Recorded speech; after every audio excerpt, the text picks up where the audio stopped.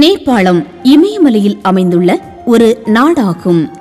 3 பகுதிகளில் இந்தியாவும் ஒரு பகுதியில் சீனாவும் சுற்றியிருப்பதால் அங்கே அழகுக்கு பஞ்சமில்லை.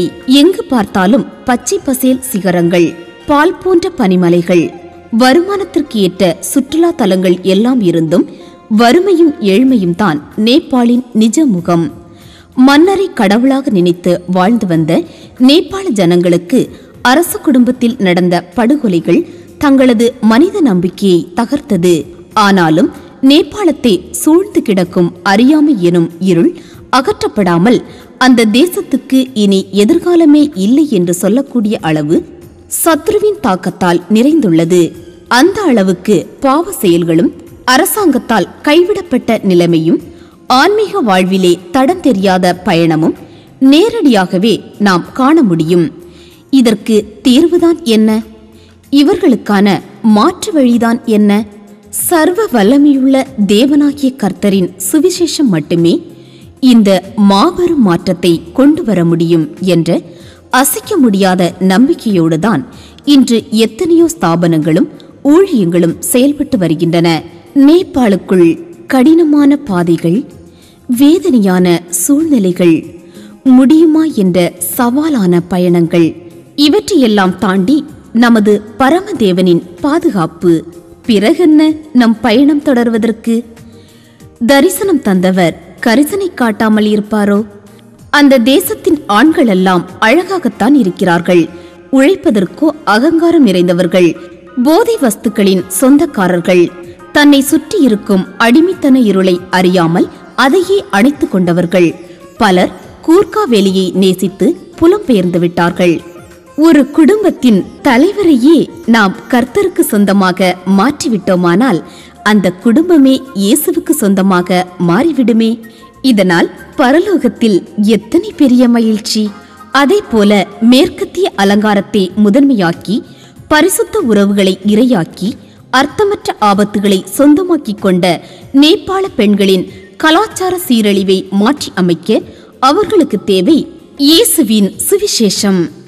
கலப்படமற்ற அவர்கள் அன்பை ஆதாயமாக்கிக் கொண்டு, அதையே மூலதனமாக்கிக் கொண்டு அவர்களை அலைக்கழிக்கும் அந்தகார சத்ருவை ஆணி வேரோடு அசைத்திட லட்சக்கணக்கான வேத புத்தகங்களை நாம் விதைத்தே ஆக வேண்டும், விதைத்தே ஆக வேண்டும். நேபாளின் அறியாமை இருள் அகற்றப்பட உங்கள் கரங்கள் திறந்தே ஆக வேண்டும், திறந்தே ஆக வேண்டும். இதை கவனத்தில் கொண்டுதான் நேபாள குழந்தைகளின் உணவு, உடை, கல்வி இவற்றையே நாம் அதிக முக்கியத்துவப்படுத்துகிறோம். ஏனென்றால் குழந்தைகள் சுவிசேஷத்தை அறியும் பொழுது அவர்களது வாலிபம் கர்த்தருக்காய் மாற்றப்படுகிறது. நேபாளுக்கு சுவிசேஷம் அவசியம் என்பதை உணர்ந்து மிஷனரிகளாய் செயல்பட துடிக்கும் நேபாளிகள் அனைவருக்கும் நல்லதொரு புகலிடம்தான் காஸ்பல் ஃபார் நேபாள். எத்தனையோ ஸ்தாபனங்களும் ஊழியங்களும் 2006 நேபாளத்தில் இயேசுவை அறிவிக்க ஆரம்பித்து விட்டார்கள் என்பது உண்மைதான். ஆனாலும் இவர்கள் கவனிப்புக்கு தவறிய, கவனிப்பாரற்ற பல மாவட்டங்கள், பல கிராமங்கள், பல ஊர்கள் இன்னும் இருக்கத்தான் செய்கிறது. அதில் ஒன்றுதான் காவ்ரி மாவட்டம். இங்கேதான் நமது காஸ்பல் ஃபார் நேபாள் மிஷனரி ஸ்தாபனத்தின் தலைமை அலுவலகமும் நமது மிஷனரிகளும் கர்த்தருக்காய் செயல்பட்டுக் கொண்டிருக்கிறார்கள். 9 நேபாளிகளை கொண்ட காஸ்பல் ஃபார் நேபாள் மிஷனரி ஸ்தாபனமானது மருத்துவ முகாம், விழிப்புணர்வு ஊர்வலங்கள், வாலிபர்களை இணைய வைக்கும் குழு விவாதங்கள், கூடவே சுவிசேஷ திரைப்பட கூட்டங்கள், ஜப குழுக்கள், நற்செய்தி கூட்டங்கள், இப்படியாக கிறிஸ்துவை மையப்படுத்தி செயல்படும் காரியங்களை நேபாளத்துக்குள் செயல்படுத்த ஆரம்பித்து விட்டார்கள்.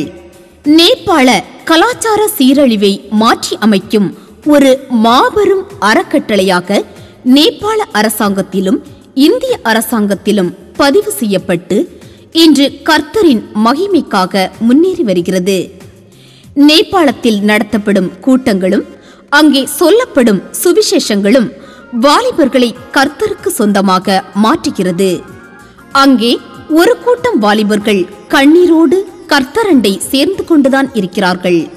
அவர்களுடைய தாகம் நேபாள் இயேசுவுக்கு சொந்தமாக மாற வேண்டும். என் தேசம் இயேசுவுக்கு சொந்தமாய் மாற வேண்டும். ஐயா, எங்கள் தேசம் இயேசுவுக்கு சொந்தமாய் மாற வேண்டும். நேபாளுக்கு இயேசு தேவை என்று சொல்லி அவர்களுடைய கண்ணீரின் குரல், அவர்களுடைய அழுகையின் சத்தம், அவர்களுடைய வேதனையின் கூக்குரல் உங்களுக்கு கேட்கவில்லையோ? காஸ்பல் ஃபார் நேபாள் அங்கே செயல்பட ஆரம்பித்துவிட்டது. பேரிரைச்சலின் சத்தம் கேட்க ஆரம்பித்துவிட்டது. எழுப்புதலின் சத்தத்தை உங்கள் காதுகள் கேட்கும் நாட்களும் வந்துவிட்டது. நீங்கள் என்ன செய்து கொண்டிருக்கிறீர்கள்? அங்கே ஒரு கூட்டம் குழந்தைகள் கர்த்தருக்காய் ஆயத்தமாகிவிட்டார்கள். வாலிபர்கள் கர்த்தருக்காய் எழுப்பிவிட்டார்கள். ஒரு கூட்டம் மிஷனரிகள் இயேசுவை அறிவித்தே ஆக வேண்டும் என்று சொல்லி கர்த்தருக்காய் வைராக்கியமாய் புறப்பட்டு வந்துவிட்டார்கள். ஆனால் அவர்களை தாங்குவதற்கும் அவர்களை பராமரிப்பதற்கும் அவர்களுக்காய் திறப்பிலே நின்று ஜெபிப்பதற்கும் நாம் ஆயத்தமாகிவிட்டோமா? நேபாளை எத்தனை பகுதிகளாய் நாம் பிரித்து கொண்டாலும் அங்கே 75 மாவட்டங்கள் உண்டு. இப்போது காஸ்பல் ஃபார் நேபாள் ஒரு மாவட்டத்தை எடுத்து அந்த ஒரு மாவட்டத்தின் மூலமாக மிஷனரிகளுடைய பிள்ளைகளை, அந்த தேசத்தில் உள்ள எளிய வறுமையான பிள்ளைகளை பராமரிப்பதை முதன்மையாக கொண்டு நமது செயல்பாடுகள் அங்கே ஆரம்பித்துவிட்டது. லட்சக்கணக்கான வேத புத்தகங்களை இந்த ஆண்டிலே விதைப்பதற்கு நாம் ஆயத்தமாகிவிட்டோம். ஆத்துமாக்களும் அங்கே ஆயத்தமாகிவிட்டார்கள். அங்கே விதைப்பதற்கு நீங்கள் ஆயத்தமா? அந்த தேசத்திலே கர்த்தரை சொல்லுவதற்கு, சுவிசேஷத்தை அறிவிப்பதற்கு, அங்கே செய்யப்படுகின்ற ஒவ்வொரு காரியங்களுக்கும் உங்கள் ஜெபம் விதைக்கப்பட வேண்டும். உங்கள் தாளந்துகள் விதைக்கப்பட வேண்டும். உங்கள் கையின் பிரயாசங்களை நீங்கள் அந்த தேசத்திலே விதைக்க வேண்டும். உங்கள் நல்ல நிலமாகிய இருதயத்திலே போடப்பட்டிருக்கக்கூடிய விதைகள், இதுவே தேவனின் இதய துடிப்பு. இதுவே தேவன் உங்களிடத்திலே எதிர்பார்க்கக்கூடிய தனக்கு பிரியமான ஒரு காரியம். இந்த 2012ஆம் ஆண்டு நீங்கள் கர்த்தருக்காய் எதை விதைக்கப் போகிறீர்கள்? இந்த 2012ஆம் ஆண்டிலே நேபாள தேசத்திலே நீங்கள் என்ன விதைக்கப் போகிறீர்கள்? நீங்கள் விதைத்த விதை வளருவதை, துளிராவதை, அது விருட்சமாய் மாறுவதை அந்நிய கண்கள் அல்ல, உங்கள் சொந்த கண்கள் காணும். நீங்களும் நானும் வாழக்கூடிய இதே நாளிலே அந்த நேபாள தேசம் கர்த்தருக்கு சொந்தமாய் மாறும். ஐயா, நீங்கள் இந்த தேசத்துக்காய் ஒரு விதையை விதைத்தாலும், ஒரு வேத புத்தகத்தை விதைத்தாலும், ஒரு பிள்ளையை பொறுப்பெடுத்துக் கொண்டாலும், ஒரே ஒரு மிஷனரியை நீங்கள் குடும்பமாய் தாங்கினாலும் அதற்குரிய நன்மையை வாழக்கூடிய நாட்களிலே உங்கள் குடும்பம், உங்கள் தலைமுறை அனுபவிக்கும்.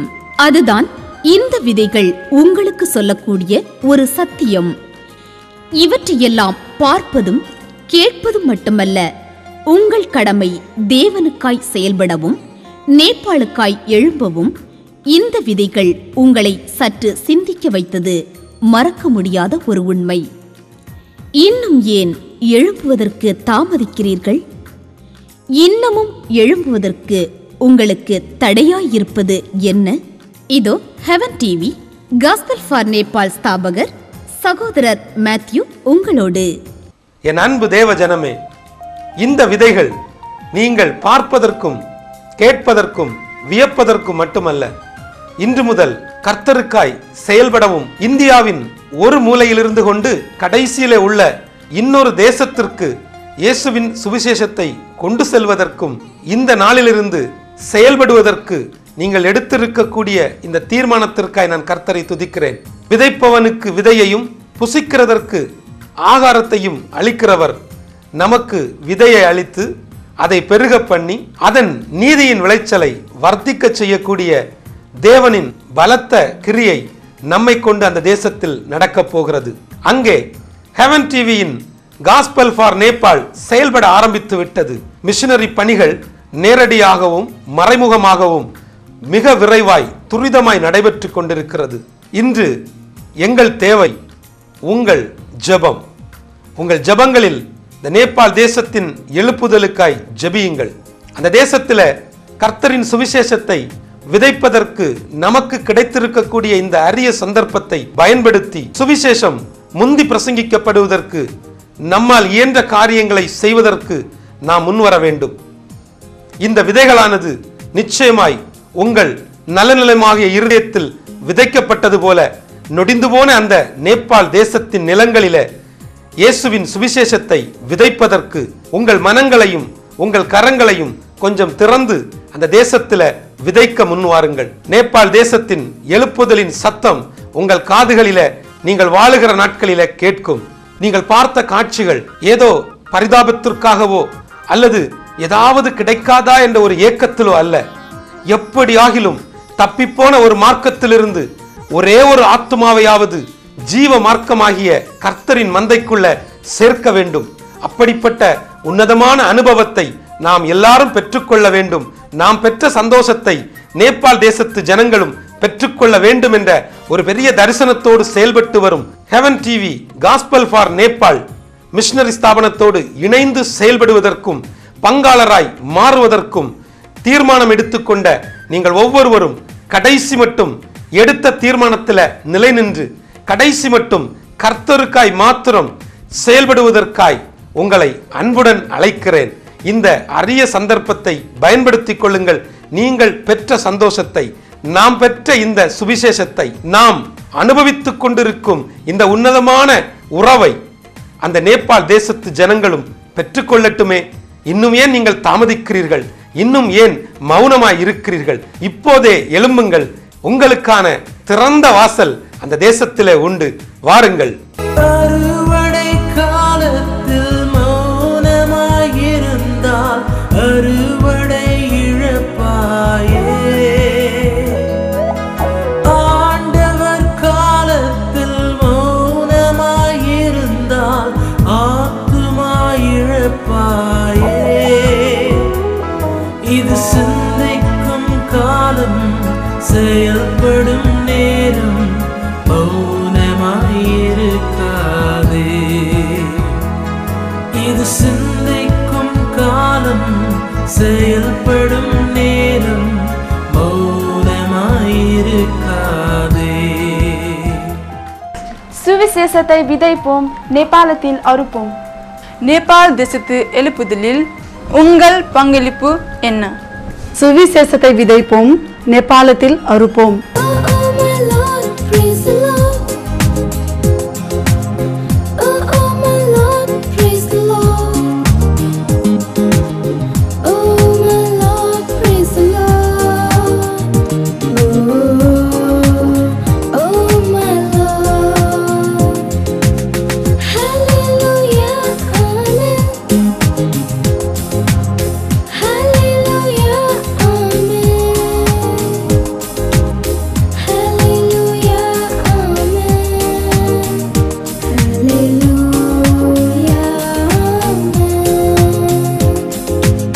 விதைப்பின் ஆண்டு 2012